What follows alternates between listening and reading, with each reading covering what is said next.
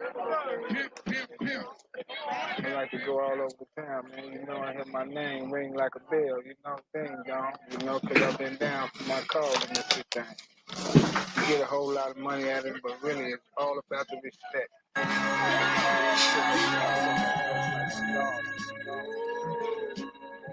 Yeah, check, check, check.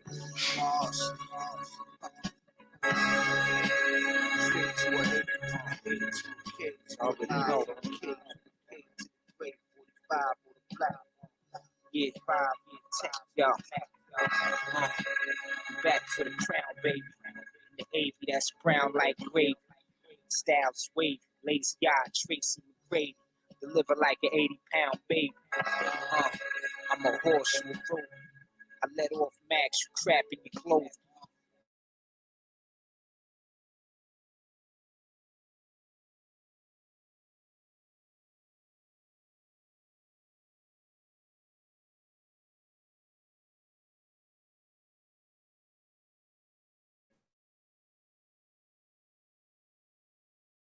Golden moments, Rolls Royce driving home. 45 watch game froze. Stayed to dip, mad soul.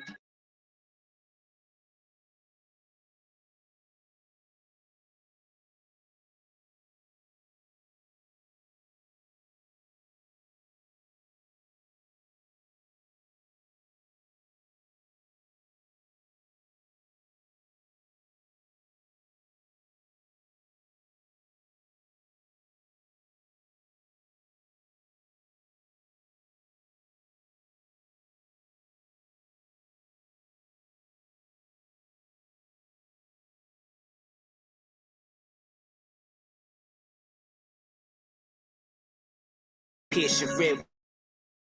Zulu, cops pursue you when you got pies like Lulu. Control a horse mind like voodoo.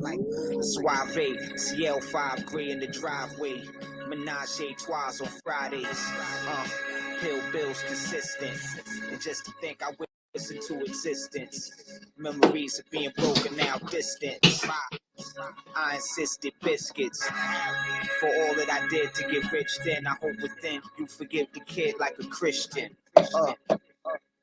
Get rich then, I hope within you forget a kid like a deuce to the trade, from a trade to the end, from a head to a K to a 9, from a K to the grade, 45 all black 45, from a tech to a Mac, from a deuce to the trade, from a trade to a 8, from a 8 to a K to a 9, from a K to the grade, 45 all black 45, from a tech to a Mac, check it, big dinners, dilemmas. I ride in Plymouth listening to the spinners. I love the art, but it's a business. These trying to pin us. Cause what I do with the pen is stupendous. Young niggas look up to us like father figures. Design fly around Spinners. Modern philosopher. The feds trying to pop at us. Stupendous. Line me up without the iron cup. Recline in the truck. My mom like a diamond in the rough. Apply the cut, gotta come up. Goddess is tough, chronic is puff. Wild as buff, I'm a stud. Dollars spotted with blood. The non-snuff show you ride with thugs. You forgot what it was. But bitch, that's what it is, though. Picture my old roof rig, no endo. Float out the beds, tinted windows. Pin bones, exotic skin tones. Earlobes flooded with gemstones. Money put in the holes, flip 10 folds. Gotta stack it. The squad is at the bottom of the racket. That's why I keep the llama in the bomber jacket. Gotta push the old yarmulke back. Let's go.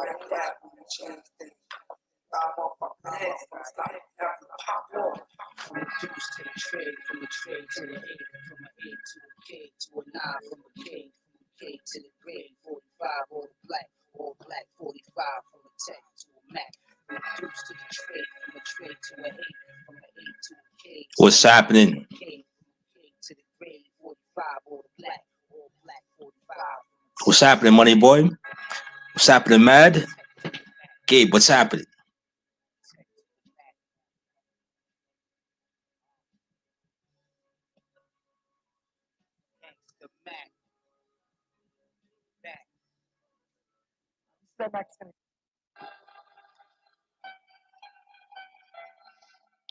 We're gonna start in a moment. Don't worry. Don't worry.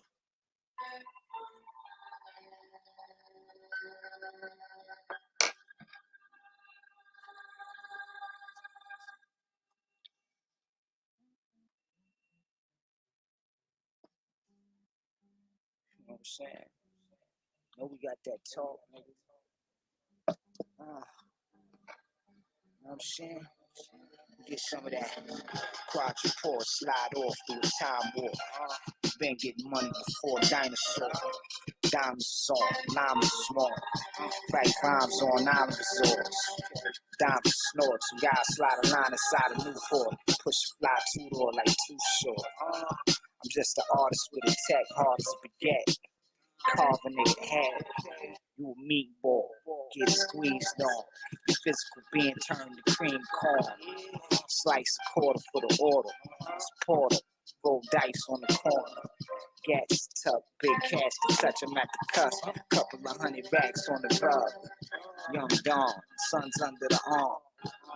Treat Lamborghinis like bumper cars. Got scars, chains around the neck like scarves. Your limbs hang out of thread like yarn. I'm the next big thing. Chicken heads claim The Bread Spring King.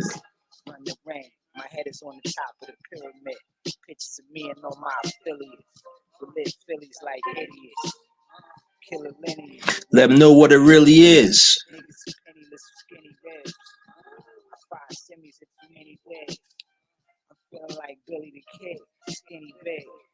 You literally live. That's a guinea pig. If the Timbs ain't on deck, you know the pennies in. Uh-huh. The fingers still penny pinch. You make me pull a Mac Millie out the Fendi trench. In any event, hold a 12 gauge, that's heavy as shit. For every clip, we let steadily rip. Push your afro back. 76.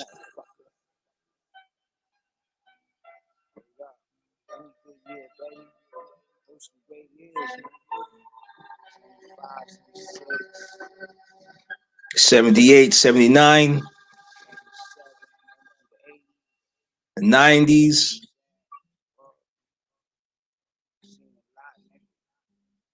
Let's go.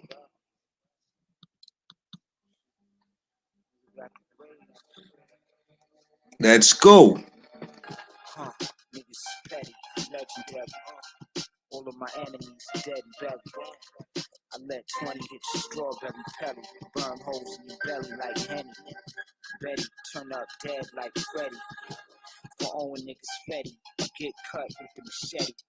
Lift you up, prick with the desi. Smuggle drugs stuffed in the teddy. The bitch, you fuck missionary, visionary. I bust shots out to 10 of them, daddy. Ghetto poet. Fourth in the rodent, look bloated. Shouldn't have gloated, I unloaded. I was molded. Stand up when other niggas folded. Spirit out your body just floated.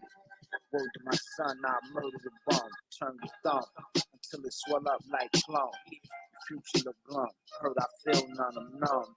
The guns bang on you like steel drum. Spill blood, plus sweat. Before I lift the iron up, stretch. Clutch the tech, bust to your wet heads, rubber neck. Like damn, what a fucking mess. Who want come test the unimpressed, make you undress, eat food like I'm underfed. Uh-huh. Feds like I'm on the dead with one in the head. Don't let it be left unsaid. You won't get away with it, bro. Don't let it be left unsaid.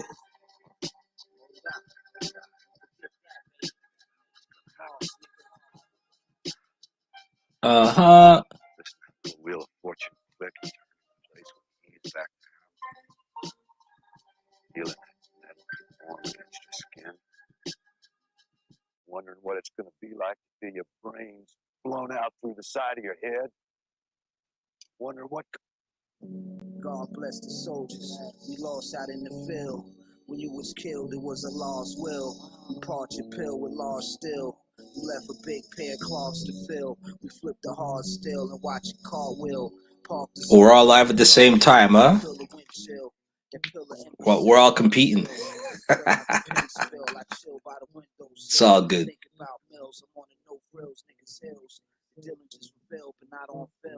I print the literature with zeal, a pill, sniff the cocaine hill off a bill, it's surreal.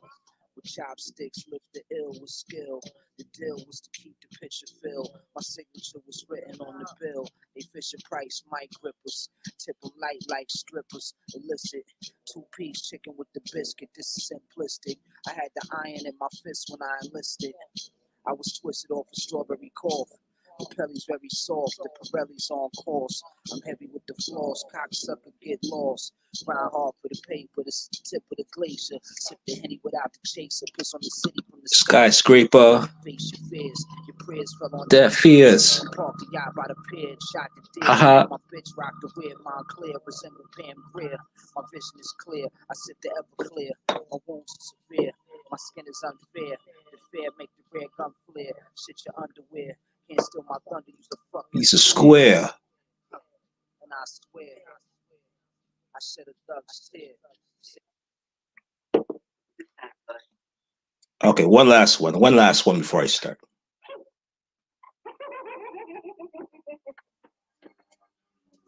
One last one. One last one before we start.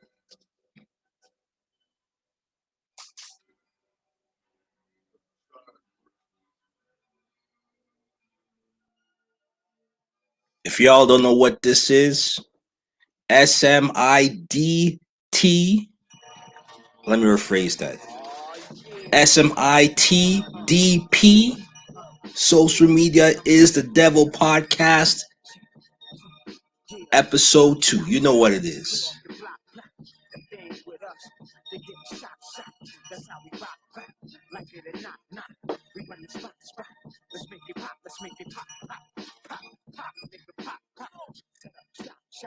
Let's go.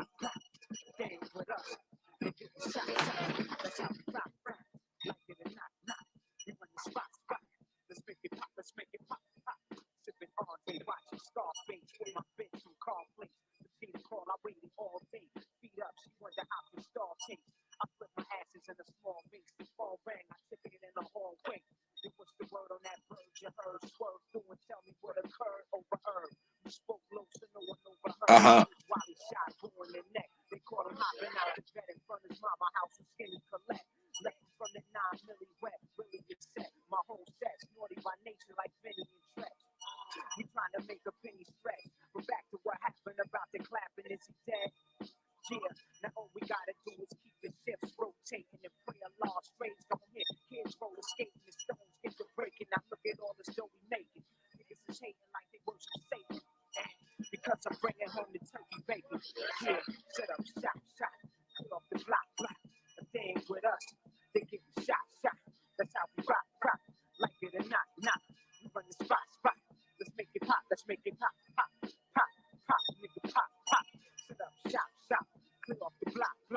Let's set it up. Let's set it up.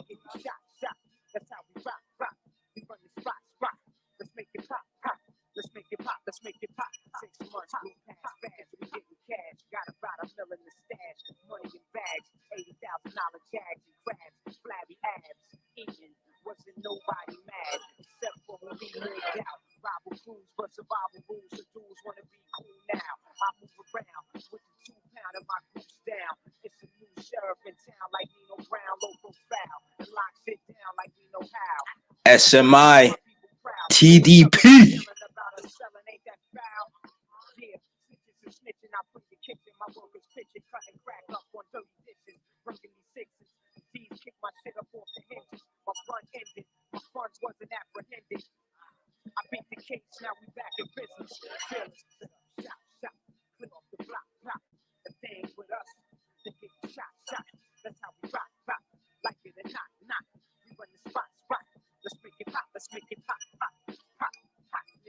Pop, pop.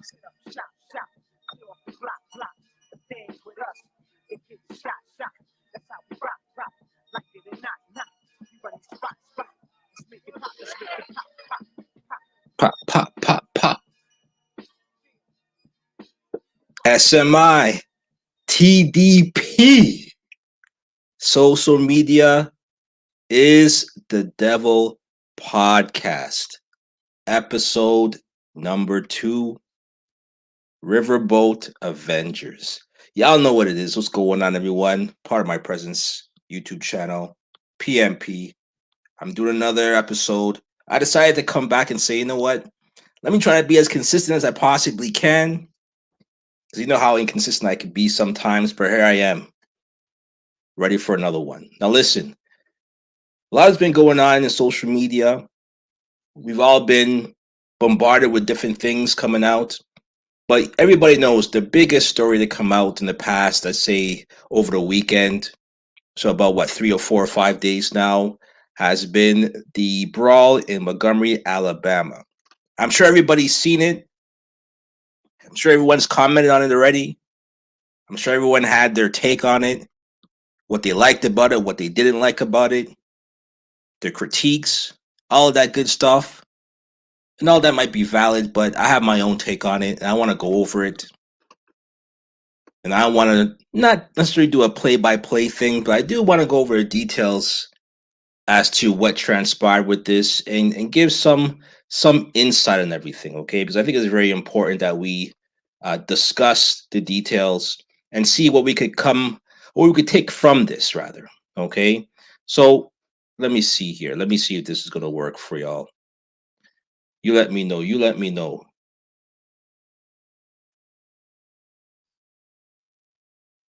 You let me know if you can hear this, y'all. Put a 1 in the chat if you can hear this.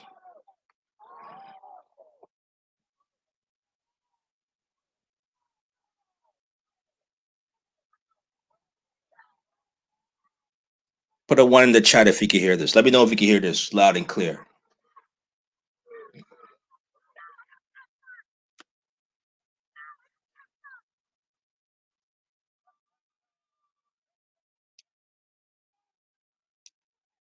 So let me just back it up and start from the beginning. Now, apparently, right there, listen, from what I understand, this isn't really the beginning of the whole situation here. Apparently, it's low.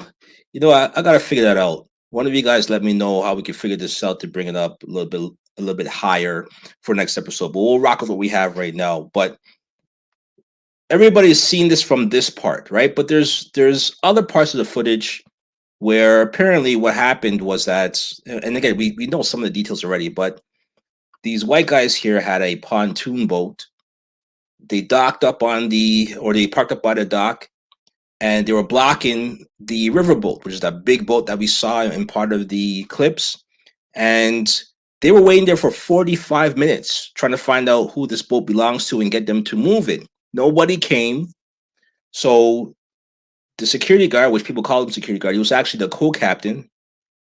He was on the riverboat. He took, I guess, one of those dinghy boats or whatever, and went to the dock, and he moved the pontoon boat out of the way so that the riverboat could dock. And that's where the argument started, because now you have the owners of the pontoon boat coming saying, hey, what's going on? Why are you moving my boat? And this is where the argument occurs. And again, if you guys want to have an argument with somebody, you guys are having a dispute, that's fair game. You want to have a dispute. But then when another person comes into the picture and starts off not even by introducing yourself, but coming through and pretty much body checking the man, as we saw here, what is to make of this? Because we all know, especially if you're on the clock and you're working, you got the business that you represent. You have to uphold a certain professionalism. But when someone crosses the line and they decide to put hands on you, then at that point, what happens, right? At that point, everything is fair game. You decide, you know what? I'm tossing my hat. So at this point, it ain't about my job, it ain't about my position, it ain't about my pay. At that point, it's about my pride, my ego, and also my safety. And you take matters into your own hands. Now, when I saw this originally, I was scared. I won't lie, I was scared. And thanks, Matt. I got to look into that EQ app. We'll talk about that behind the scenes because I need to add that in there. But I was afraid when I saw this because what I thought is that, okay, this is going to be another video of another black man getting punked and becoming a victim. And another video of black people as we see here on top, of black people who remain on the sidelines as onlookers and not doing a damn thing. Now, again, this is in the social media realm that we're talking about here. And we've seen so many cases of situations where you have people who are onlookers who could participate, could come in and stop things, but they decide not to. We saw that with George Floyd, although that might be a bad example because what do you expect people to do against cops? But that's still a scenario that they could have intervened. Then you also have people in regards to that case where the Michael Jackson impersonator was choked out on the train by another civilian, some type of army cadet, whatever the case may be. Someone could have intervened then as well too. And there's a slew of videos online of people who take out their phone and they record and they let shit happen.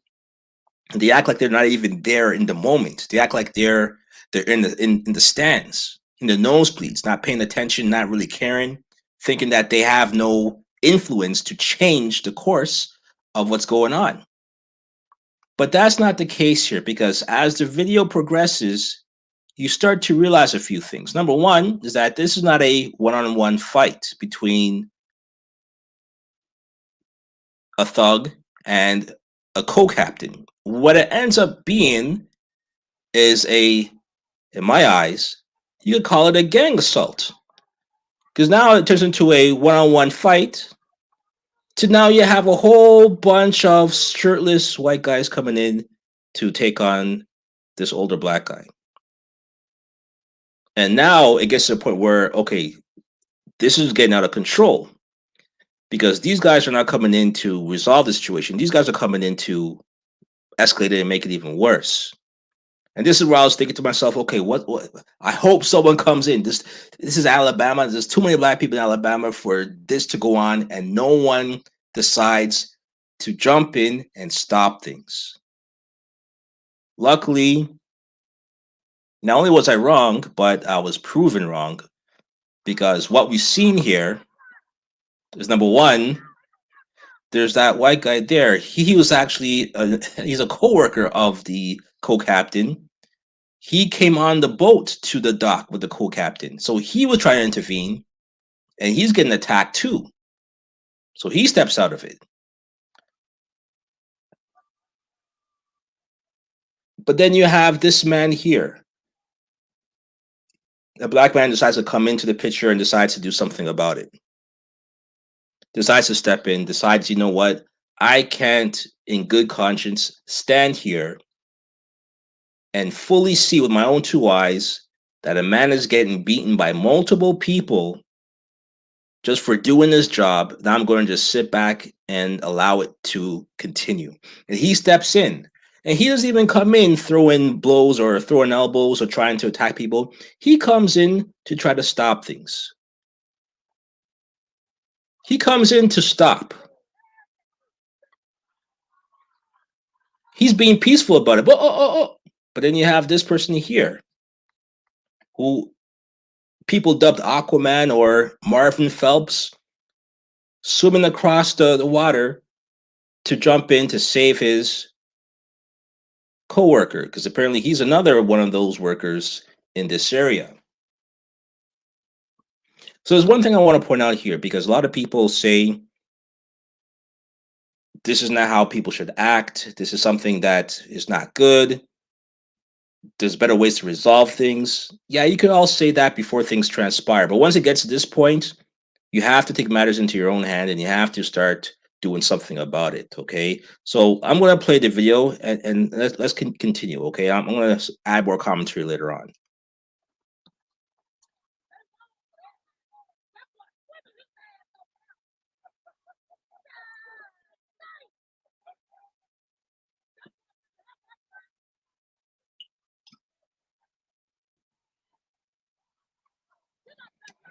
Oh, one thing too, I was almost afraid of that guy too. So I thought he might not make it across the water. I'm like, yo, this is not a pond. This is a river. This shit might be deep. Is he going to make it across? Did someone have to go into the water and save his ass? I didn't know, but he made it across. So that was the first thing I was happy about. This guy came through. Rather, the second thing I was happy about.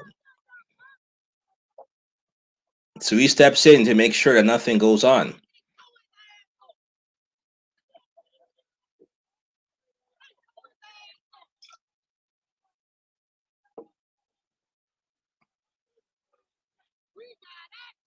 And now there's action. People are regulating. So I want to stop you here because I want to say something. A lot of times, and you guys heard about the Chris Rock special years ago, where he makes a differentiation between black folks and uh, other people, right? He tries to classify people, and it's almost devolved into other categories. So now you have what people call the Ray Rays and the Pookies, and there's all kind of different categories of black people that they want to use. Right? There's Blurred, so supposed to be the black nerd, all these different things, and then you have on the female side, you have the sluts, the hoes, and all those good, all those things, the pick me's, all the different things that people throw out there on social media. But here's the thing: there's a time and a place and an importance and a role that all of those people play.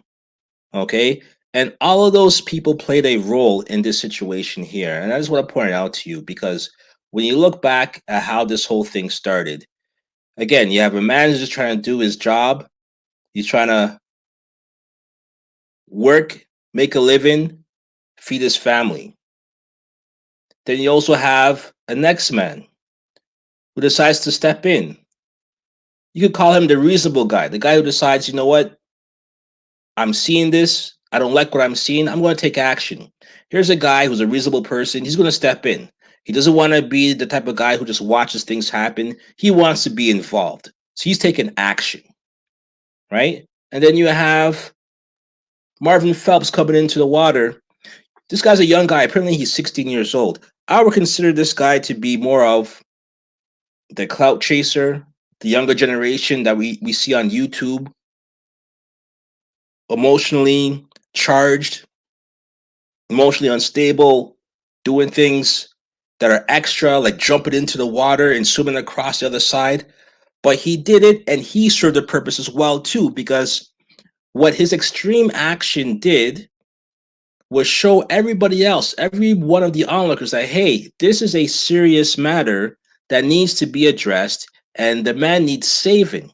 And if this guy could cross the pond, across the river, and swim across, then I could go downstairs. I could come and I could get myself involved as well too. Okay, so in other words, everybody plays a role. But as we continue, you see what happens here because as things further progress, then you have, and apparently from what I understood, time passes here because now you have the riverboat that actually docked. They found their way on shore, but things were still going on. Things still escalated because now you have reinforcements. And let me just get into this right here. Make sure the internet's caught up.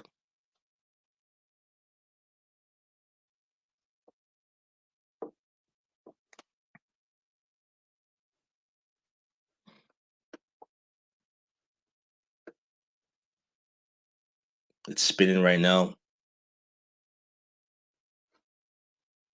So we'll get into that. But as you can see here, you have other people who came and decided to get involved as well too. And all this is important. And this is a different group of people. And I want to categorize everyone because I think it's important to do so. If my internet can start working, let me see. Let me see what I could do here.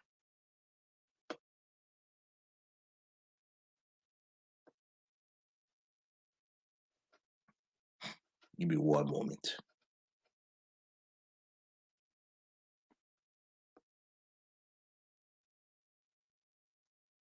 Let me see if I can start this again.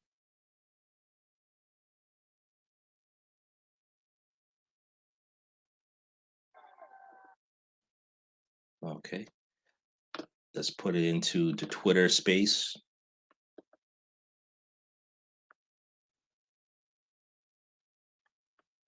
Technical difficulties, technical difficulties.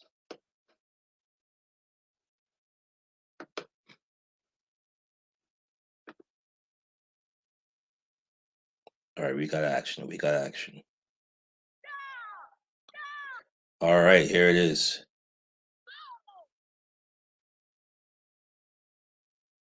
So this is the part that I want to go over because this is important as well too.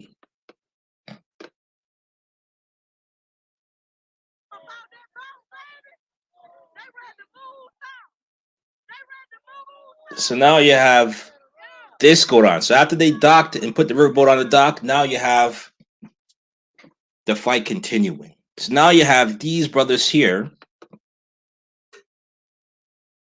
And the joke about these guys is that they come in hopping and skipping. And everybody knows when people come in hopping and skipping, they're ready to fight. They're ready to throw down. That was a joke about this. But the one thing about this, again, there's different sets and groups of people within the community. And this needs to be highlighted as well, too, because here you go. You could consider these guys the Pookies and the Ray Rays, right?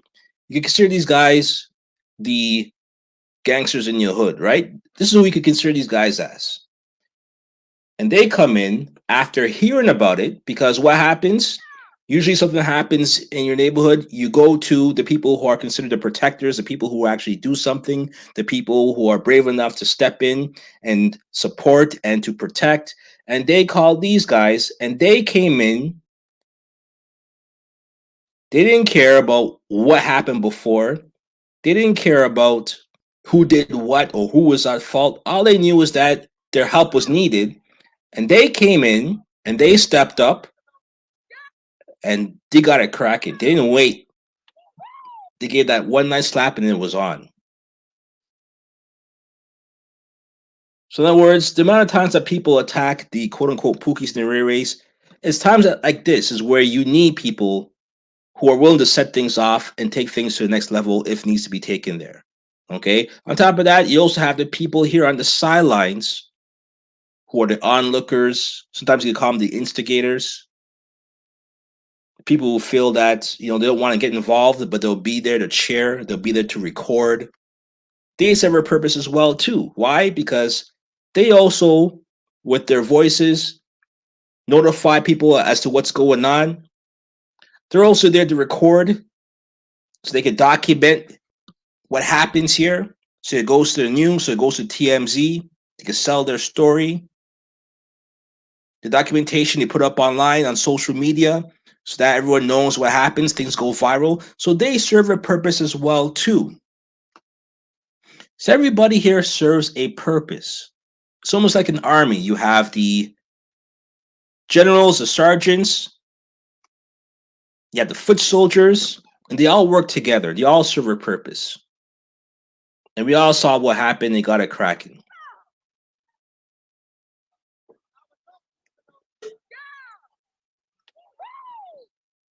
That slap was hard.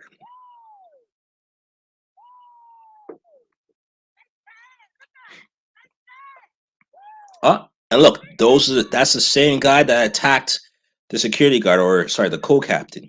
They made sure they went after him as well too. They got the woman as well. And never forget, who do you have here? Black women. A lot of people were saying, respect to black men for stepping up. Black men this, black men that. But people forget the black women who were there as well too, who regulated and make sure they went after the women that were involved in this that shouldn't have been. And they did their part as well too.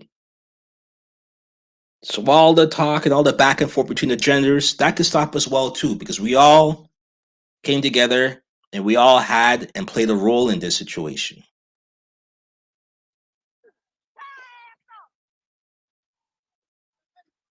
Those are two women there. And on some WWE shit, throw her ass out of the ring into the water.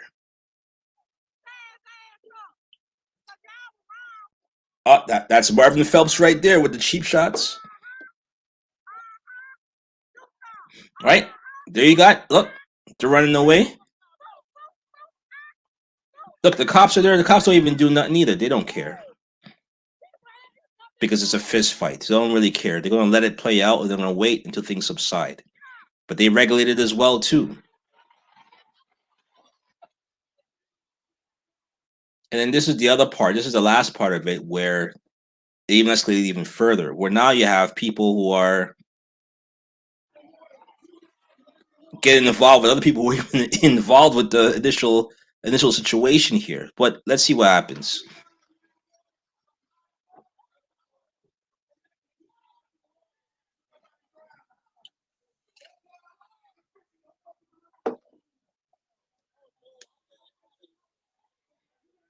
That was a co-captain right there in the white. Oh, oh, look at that.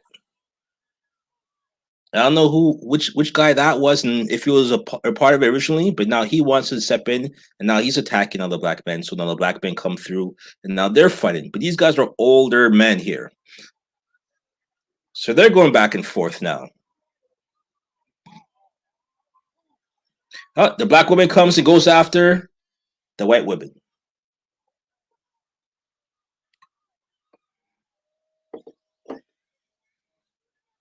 Oh, and then you hear that. Now it becomes WWE WrestleMania.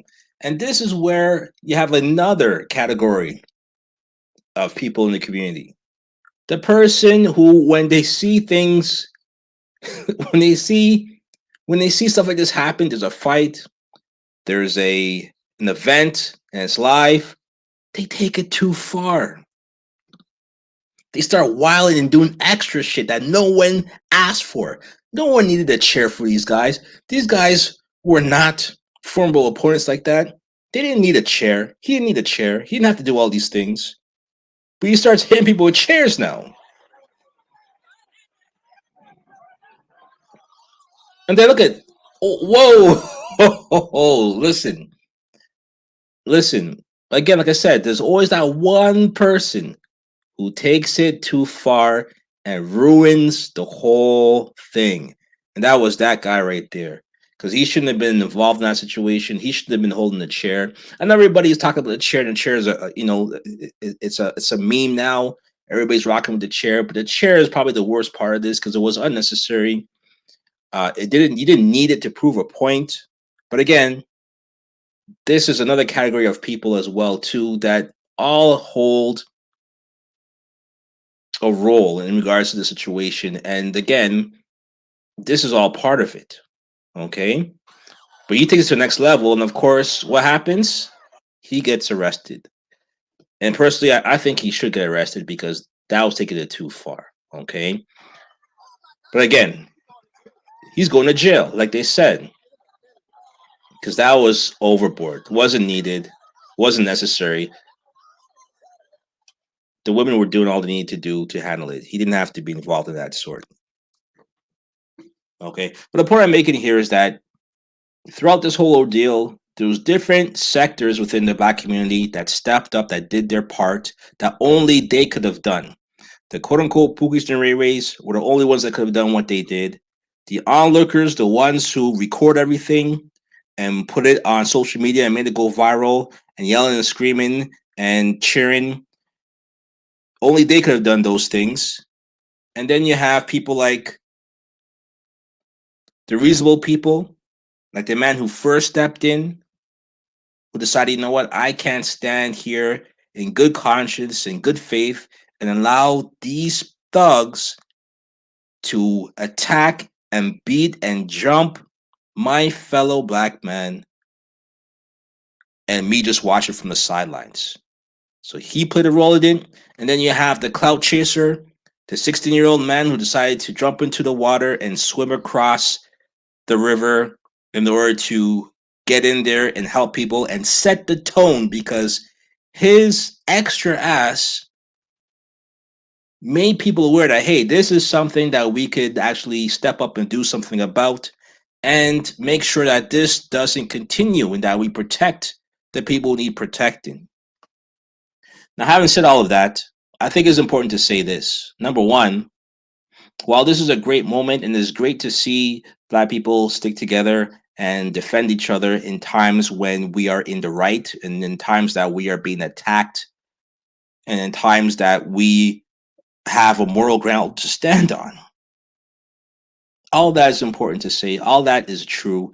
It's important that we don't look at ourselves as victims and we get justice in real time, not based off of a social media campaign to get someone fired after they did something wrong, not in a way to riot or not in a way to protest and stand up in the middle of the street and ask for things to change. None of that stuff. None of the stuff that happens after the fact. But in cases where we do something in real time so that we could actually make a difference and prevent some of us from becoming victims. And that is what happened on that day in Montgomery, Alabama. They all played a part to make sure that there were no victims in this case and that they weren't going to stand by and allow a fellow black man to be attacked for no damn good reason, only for doing his job, and everyone decided to play their role and their part to make sure that the tone was set, that this can never happen again on their watch. So I commend each and every one of these people here. Even the guy with the chair, I commend him somewhat, but his ass is going to jail, and as it should. And again, like I said, there's always that one guy who does too much, that's too extra, and that was him, and he played that role as well too. So all of those things were important. And all those things took place, and those things sums up the brawl at Montgomery, Alabama. Now, having said all that, I want to go into something else. I want to switch gears, okay? Because again, this podcast is the social media is the devil podcast. So I want to go over something with y'all in regards to relationships and what I've seen play out many, many times. And even I've been involved in this situation as well, too. I'm not gonna lie. But I want to play it for you and let me know. You let me know if you guys can hear this. I'm gonna play it for you and we're gonna see what happens here. Listen up.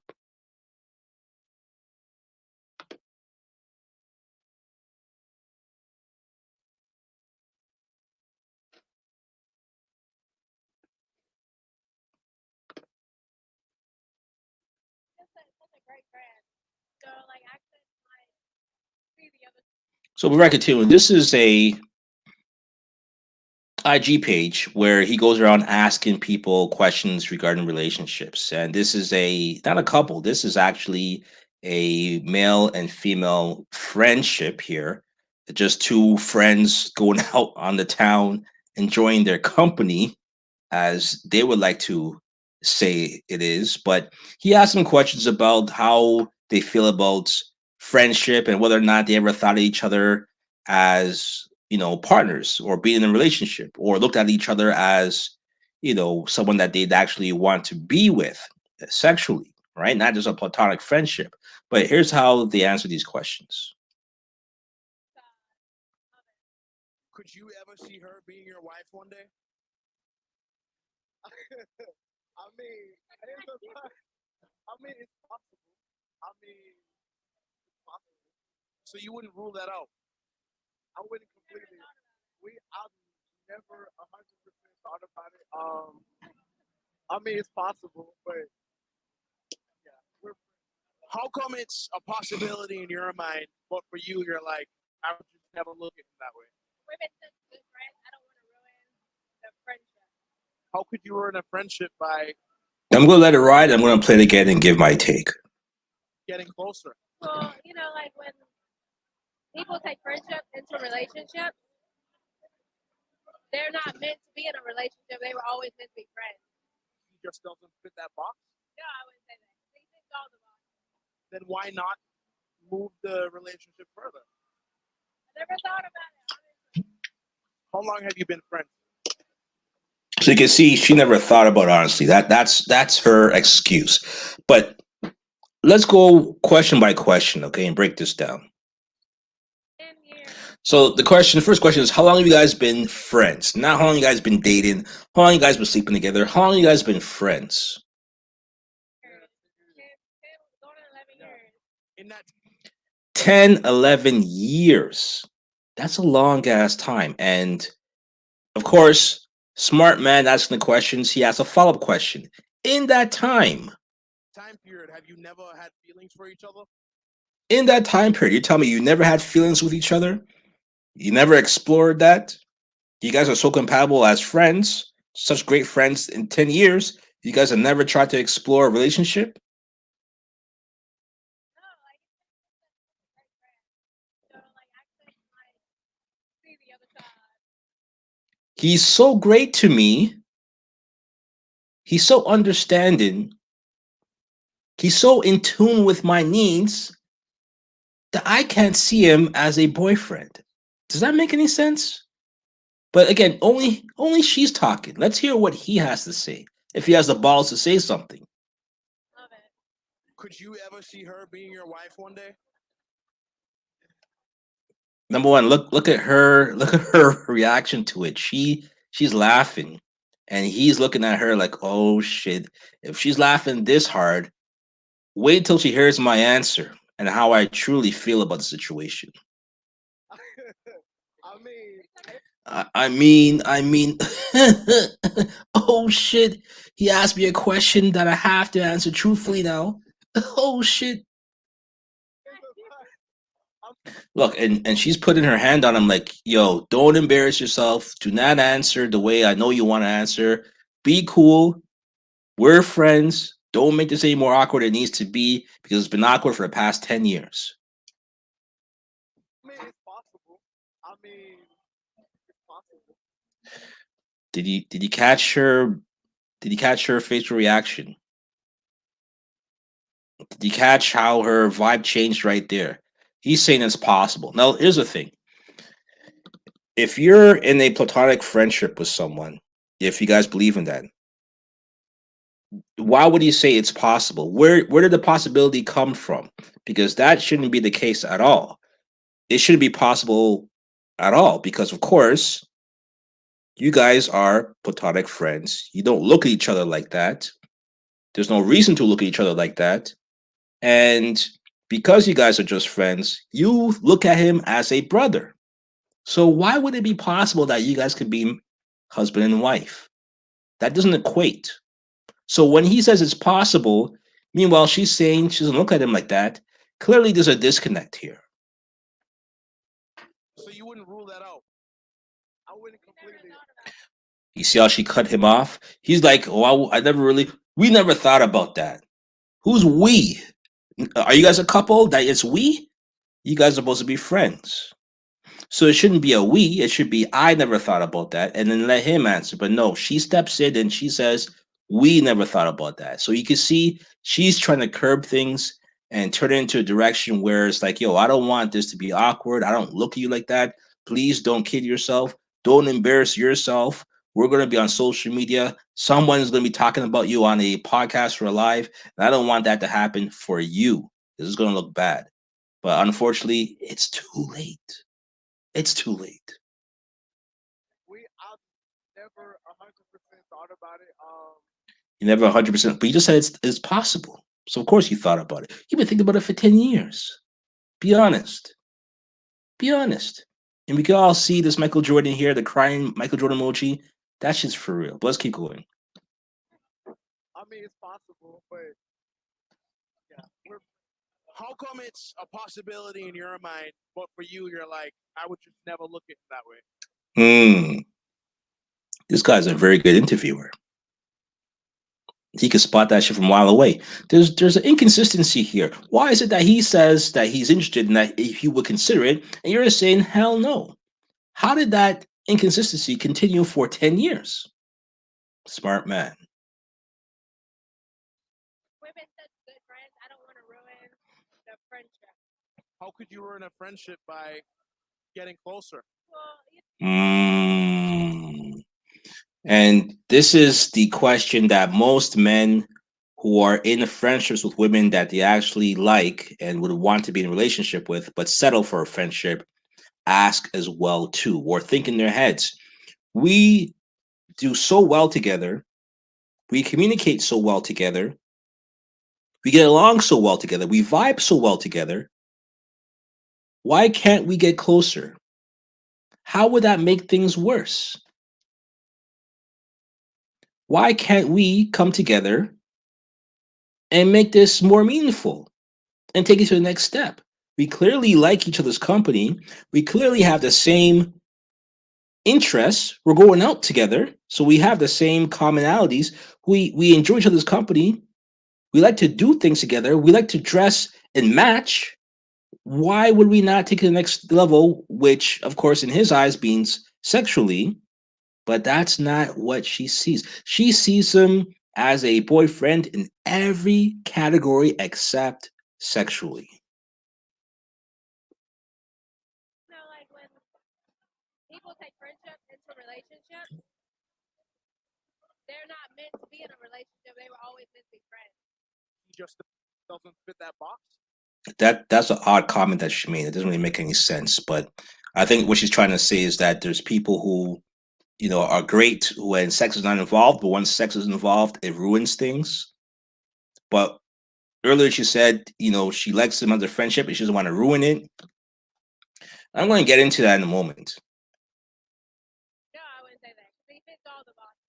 Then why? So he fits all the boxes. Like I said, she sees him as a boyfriend in every way possible except for sex.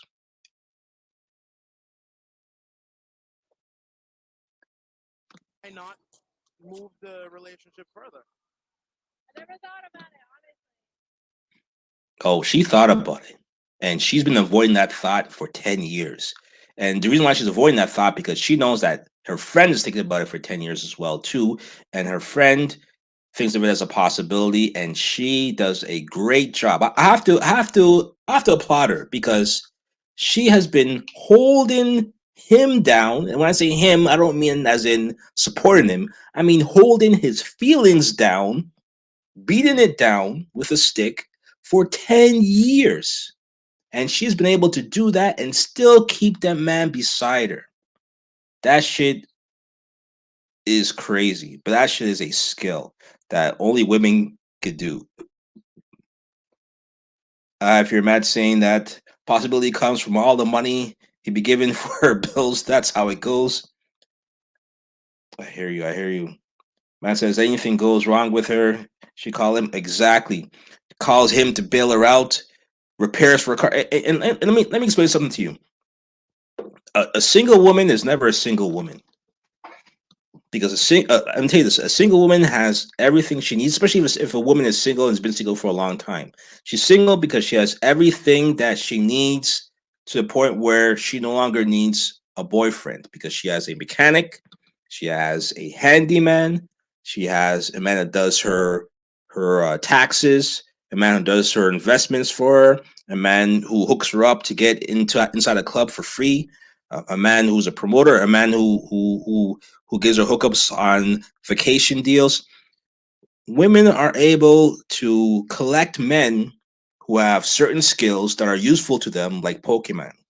And what they do once they gather the men that have those skills, they keep them and they keep them in their Rolodex, they keep them in their phone, and they make sure that they hold on to them. And those men either become orbiters because she knows that she needs those men and the men want her, but she probably either has been with them and didn't work out but kept them around, or didn't give up anything to them but just kept them around, or it could have been an ex, who knows, but she keeps certain men around that could do things for her that are useful. And that's exactly what it is. Short on rent, she has a man that will hook up with the money. If she has issues with her light fixtures, she has someone that can come in and deal with those things. That's how women are. They're very, very resourceful, and they know how to manage things like this. And the men, for whatever reason, they don't see it this way. They don't recognize this. They like females' company, and I understand sometimes why a man would want to go out with a woman that might not be his girlfriend. I get that. Female company is great too, especially if it's a woman who's cool. But the question becomes, if this woman is so cool, if she gets you, if you can have conversation with her for hours, then why wouldn't you want that in a relationship? Because don't all people say that they want a relationship based on trust, based on friendship first, That's what everyone always says, especially women. That's what they always say. They want trust, friendship. But then when they get a man who provides her with trust, that provides her with a great friendship, he is in the friend zone and can't come out of it. Why is that? Why is that the case? And I actually made a comment about this. Is why is that women will keep a man around? They won't give him what he wants, but they'll keep him around because he gives her what she wants. And someone commented and replied, and they flipped it on me. It's kind of crazy because I have to agree with them because there's a woman who made this comment. Let me see if I can find the comment here because this shit was kind of crazy. But what the woman said was that it's the same. Look at that friend zone, big time friend zone. But what the woman said in response was that women putting men in the friend zone and keeping them around is the same as when men are having sex with women and don't commit to that woman, and that woman will have sex with him. The woman will like his company, but she wants something more. She wants him to be her boyfriend. She wants that man to be her husband, but that man won't commit, but he'll continue to have sex with her for as long as she's willing to be available to give it. And then once she smartens up and realizes that this is not going to lead to a commitment or a committed relationship, then she has to move on. And that's the exact same thing as women putting men in the friend zone. Sure, you're a great friend. You're someone I could talk to. You're someone that could fill in the gaps when I'm lonely. I could go out with you because I don't have to go out by myself and look like an awkward person or a loner. And I could go out with you and you could fill in those gaps. But I'm not going to give you any sex or give you a relationship. And I'm not going to tell you that I don't want those things from you in a way where it completely turns you off so you don't become my friend again. So I'm going to, might give you a little bit here, a little bit there to make you think that there's a possibility over the span of 10 years. But then nothing's going to happen of it. And it's up to you to make that determination and realize, you know what, I can't continue in this situation because you have to know that at some point in time, this person is playing you. This person is being selfish. They're getting everything that they want from you, and you're not getting anything that you want in return. And it's not the fault of the woman that puts a man in the friend zone.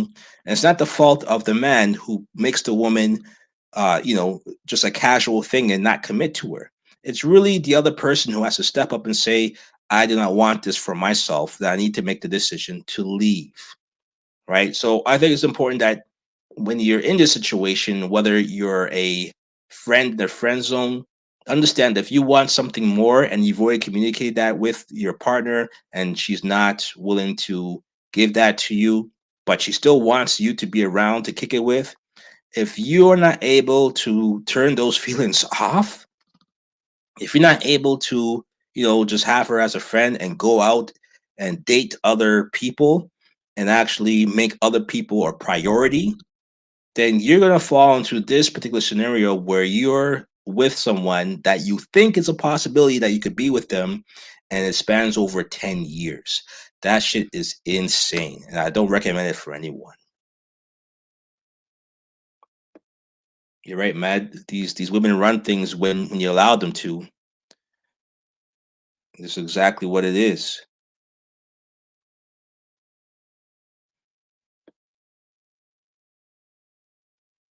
Well, this as well too.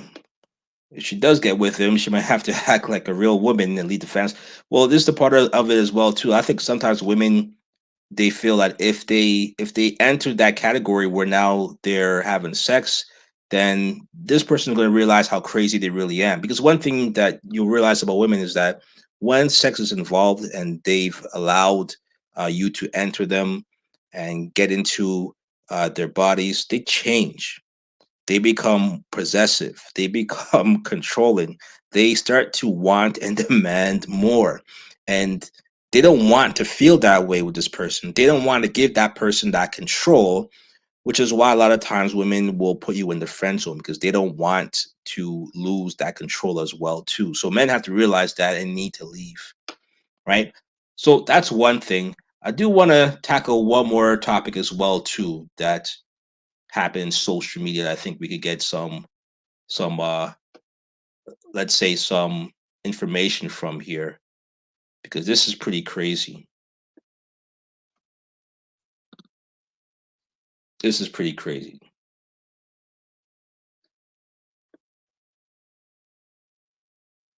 Let me see if I can get it out here.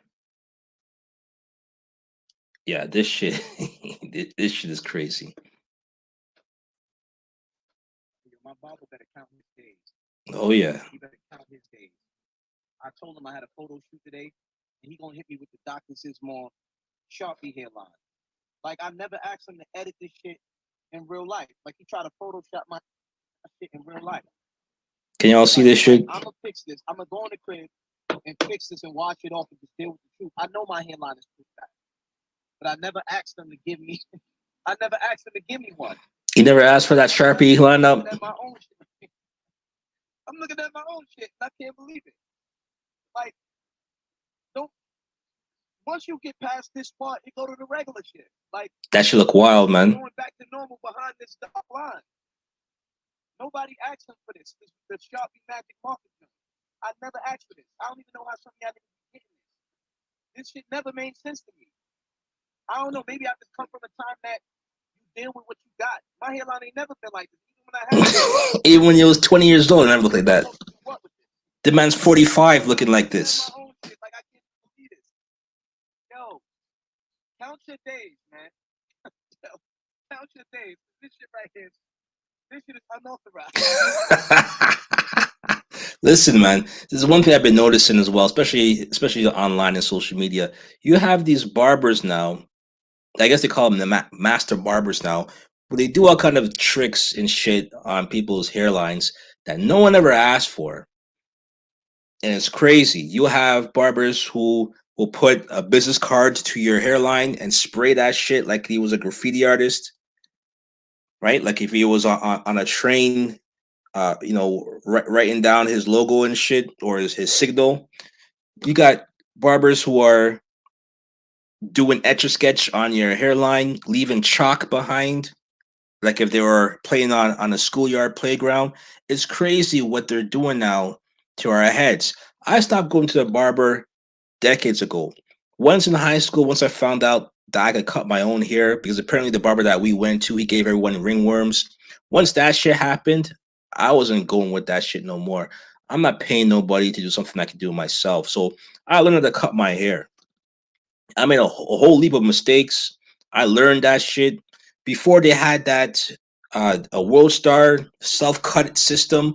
I was doing that shit on my own with one mirror, lining up the back of my head, lining up the front of my head, and I learned that shit, and I saved a ton of money, and I learned the skill. To this day, I've cut my friends' hair, I've cut my brother's hair, my uncles, my dad's, my mother's hair.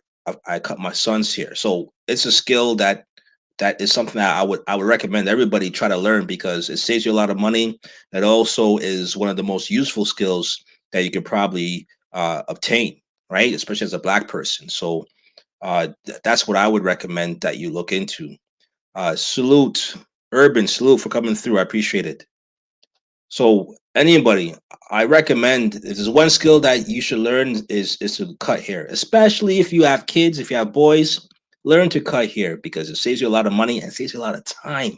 The one thing that forced me or pushed me to learn to cut my own hair, it wasn't just the ringworm incident. It was also the fact that you go to a barber shop and you're waiting for hours.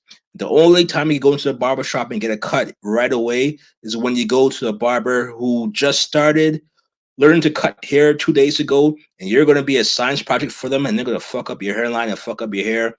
And that's why that chair is always empty and free for you to walk into and go to. So you never want to go to those barbers either. So again, I recommend you learn to cut your own hair. But you have a lot of barbers out there who do all these fancy shit now, and they charge like I'm hearing they charge like $100 for a haircut. Now, if you're in your 20s and your 30s, after 1 week, your hair goes back to how it was before. You gotta get another lineup. So I can't see myself spending $100 every week. That's madness. That's insane.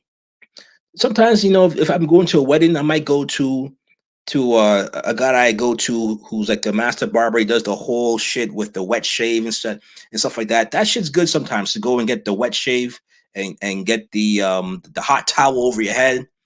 And you get the razor lineup with the straight razor. That shit's good sometimes, but that shit's expensive. I'm not gonna do that shit for that amount of money, man. I don't know where you go for $40, man, because $40 is like the regular shit. But if you're going to those guys where you have to book an appointment, you're paying like $60, $80. And if you're going to like those master barbers, you're paying $80, $85, $90, $100 to get a lineup and a beard sculpture. They have all these fancy names for it now: beard sculpturing, um um uh, cut your beard with a machine. What do you mean cut your beard with a machine? You mean like a flipping clipper? When did it become a machine? They turn into these fancy names now, and they do all these different things in order to get money out of it. They realized that. I remember about 10 years ago, I used to laugh at women who used to go to hairdressers and they're spending $200 to get people to sew in hair in their scalp. Meanwhile, I could go to a barber for $10, $15, $20 and get my haircut. I'm good. I used to laugh at that shit. And I'm pretty sure a lot of barbers looked at that because a lot of times you have the barbers and the hairdressers in the same store, the same salon. And these barbers, I'm sure they're seeing these hairdressers making a ton of money. And they're like, yo, how are these hairdressers making these women pay $200 for shit that they could have done themselves? We got to find a way to increase our revenue and find a way to warrant charging a man $100 for a haircut. How do we do that? Start creating this whole bullshit about master barber, creating a bullshit about what they do for your hair, the follicles, all kind of testing these fancy words that they use, a menu, all these different things that they're pushing now. The Beijing routine. Yo, if you get the Beijing hairline, you know how much that costs. That costs a lot of flipping money. And then after how many showers before that comes out? So what's the point of even getting it? But all of these barbers are doing this fancy shit now. It's crazy. And this guy just wanted a simple haircut as he has. He has a low fade, a low Caesar. Why does he have to get some type of Sharpie lineup? This guy is 45 years old. He should have the Obama haircut. He shouldn't have the Grant Hill haircut from back when Grant Hill was in the NBA in the 90s. He's having a haircut like he's a young man again. Like he said, his hairline looks better than it's ever been when he was 18 years old. That shit's crazy. And that needs to stop. And like I said, I don't go to a barber anymore. I don't, because I ain't spending that much money. But let me just run this clip back again so you can hear what I'm talking about. My barber better count his days. He better count his days. I told him I had a photo shoot today, and he gonna hit me with the Dr. Sismore Sharpie hairline. Like, I never asked him to edit this shit in real life. Like, he tried to Photoshop my shit in real life. That's right, man. No one's getting close to my hair. I'm doing it myself. I'm gonna go in the crib and fix this and wash it off and just deal with the truth. I know my hairline is pushed back, but I never asked him to give me. I never asked him to give me one. He never asked for this. Like, I'm laughing because I'm looking at my own shit. I'm looking at my own shit and I can't believe it. Like, don't. Once you get past this part, you go to the regular shit. Like, I see it going back to normal behind this dark line. Nobody asked him for this. The Sharpie Mac. Oh, word. That's cool, man. If your wife could cut hair, even better. Someone in the family has to be able to cut hair because you got so many kids. That's a lot of haircuts, a lot of hairstyling. So if someone in the house has that skill, even better. I never asked for this. I don't even know how something had to get this shit never made sense to me. I don't know. Maybe I just come from a time that you deal with what you got. My hairline ain't never been like this, even when I had a hairline. But now, look, I'm supposed to do what with this? Yo, I'm looking at my own shit like I can't even believe this. Yo, count your days, man. Yo, count your days. This shit right here, this shit is unauthorized. That shit's messed up. One more thing I want to play before we get out of here, in regards to social media being the devil. One thing I want to play, I think is important here. Let me see. Let me see if we can find it really quick. This shit's funny.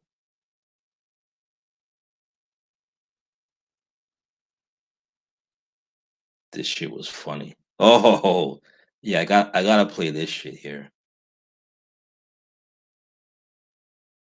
Hold on. Maybe not. Maybe not. Maybe not. Oh yeah, yeah. Oh, you guys, can you guys see this shit? Maybe you guys can. I hope you guys can.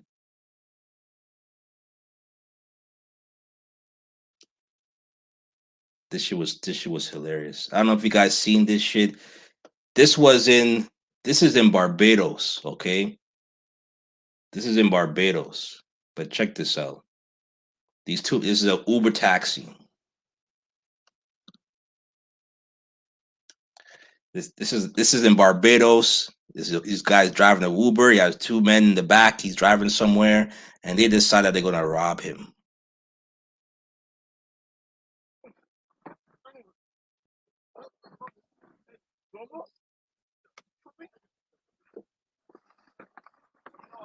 This man turned to Charles Bronson. Yo, y'all gonna kill me?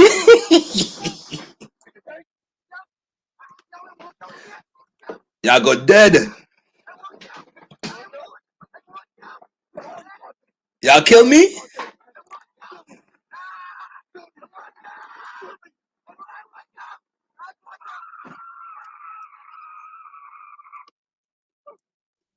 Yo, that's some skid right there. That skid. That's like a 6 minute. That's like a 6 second skid.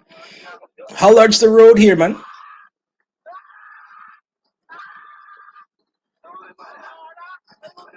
Man's like, I want my mother.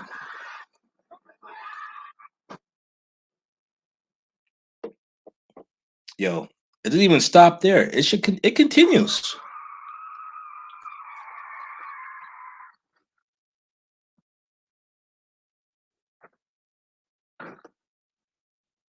Now he messed up there because if that was me, I would have acted like I was gonna get out of the car. And once I saw those two guys come out, I'm going right back in the car and driving off. I don't know where he ran to, but he put himself in danger running out and having those guys. They could easily run after him as well too. That shit was crazy. But here's my thing. And none of you guys ever thought about what you would do if you're in a situation where you get carjacked or something like this would happen, or if you're driving and someone is in your back seat and they're trying to harm you, what would you do? And this man, I'm sure he thought about this before about what would he do as a way of defending himself. And this guy decided, you know what? If he's gonna get shot, I might as well put myself in a position where if they shoot me, we're all gonna die because that car's going at a full speed and it's going to go off the road and they're not going to be able to jump into the front seat to stop the vehicle in time to save themselves. So if you shoot me, we're all going to die. That's pretty much what he did here. He's like, you know what? Y'all going to rob me? We all go dead tonight. And you know what? He called their bluff.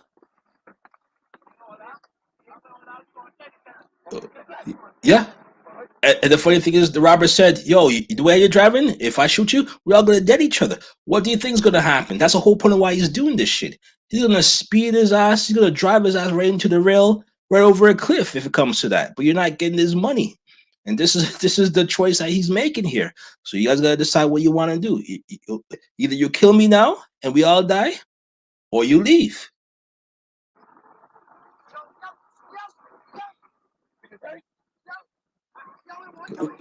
Yo,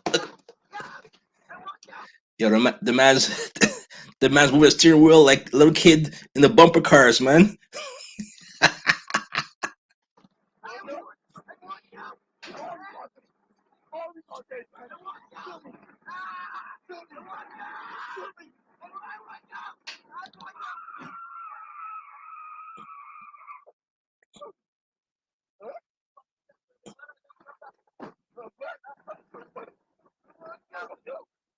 Yo, the man's moving the car like he's on the bumper track, man.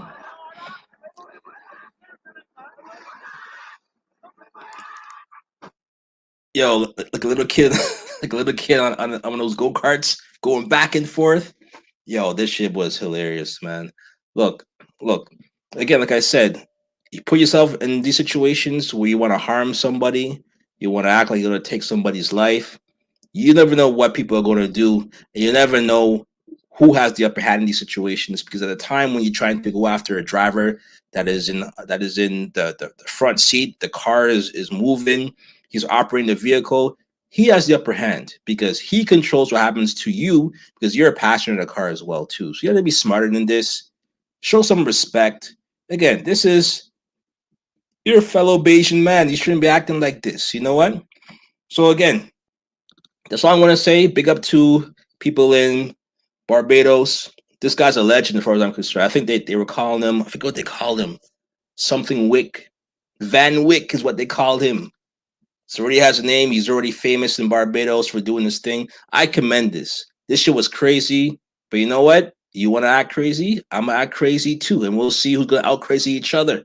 And that's pretty much what he did. Look, man, I've been here for how long now? You tell me, how long have I been here? I've been here for shit. Looks like a long ass time. I don't even know what the clock time says. But I've been here for a while. I know that for a fact. I want to say this. Look, man. When it comes to social media, you don't know what you're going to see. You don't know what's happening. You don't know what's true, what's false. You don't know what you could take from it as far as whether or not it's real life or whether it's something that's put out there to control us, to manipulate us.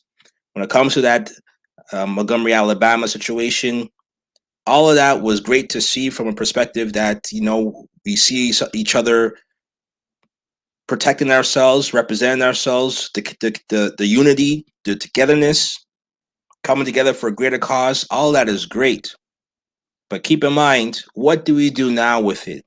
Are we going to take this momentum and continue supporting each other? Are we going to continue to step up for one another? Are we going to continue the unity, continue the togetherness? Because not too long ago, that was only about 3 or 4 or 5 days ago. Already, I'm seeing in social media we're back to attacking each other based on genders, based on sexuality, based on who makes more money and class. So it's a feel good moment, but if we don't build on it, then what the hell are we doing with it? We got to be able to step up and continue that momentum and see this thing through because let's be honest, a lot of people were calling it a race war, but it wasn't a race war. It really, all it was that people saw, citizens of Alabama saw a man who was just working, trying to make a living, trying to do his job, get attacked by a group of thugs, and they decided that they weren't going to let it happen on their watch. That's all it was. It has nothing to do with race. It was not a race war, a race riot. It's nothing of that. It was morality and citizens stepping up to do what they know they should do. And that's to be respected. And that shit is to be highlighted. But again, if you want to make this a black and white issue, the question becomes what are we going to do to build on this and to become better and to become more united, not just when it comes to throwing punches and throwing bowls and to throwing chairs, but when it comes to making sure your neighbor's straight, to making sure that if you have sugar, you're sharing your sugar, you're sharing your coffee, you're sharing your resources, you're sharing your resources and your expertise. You're sharing your knowledge, all the different things that we could do to help one another and to show each other respect in a way where we feel good about being around each other, feeling good about being among each other, knowing that we all could come together for one greater good. There's so much more that we could do with this moment. And I hope it's just not a moment, just not a meme. It's more than that, it's a movement. So let's see where it goes with that. As far as everything else on social media, be careful what you intake. Be careful of what you digest. Because a lot of times, like I said, a lot of people, they looked at that moment and they said, this was awesome because prior to this, we've been victims, we've been attacked, we've been looked at and categorized as weak, categorized as docile, as passive, as like I said, the perpetual victims. And we had enough of that. And that's why a lot of people gravitated towards the story because it actually showed the strength of Black people. But we've always been strong. We've always been unified in some way, shape, or form when it comes to it. We've always been and had that understanding of community. So, what made us think that we didn't have that to begin with? And that's because we've been bombarded by these images, bombarded by these videos, viral moments that make us look at each other as if we are not who we actually really are. And I think that's why, as I always say in this situation, social media is the devil, because if you allow it to take over your algorithm of your mind, and when I say algorithm of your mind, as far as everything comes from your mind, how you look at yourself, how you see yourself in this world, how you operate, how you communicate with other people in this world, how you get by. All of that is based on how you feel about yourself. And if you're looking at viral moments in social media and you feel bad about yourself, you feel that you're not where you should be, it's going to show in everything that you do. So you have to protect that. You have to protect your self-esteem, your self-image. And you have to make sure that you're not tricked into these things.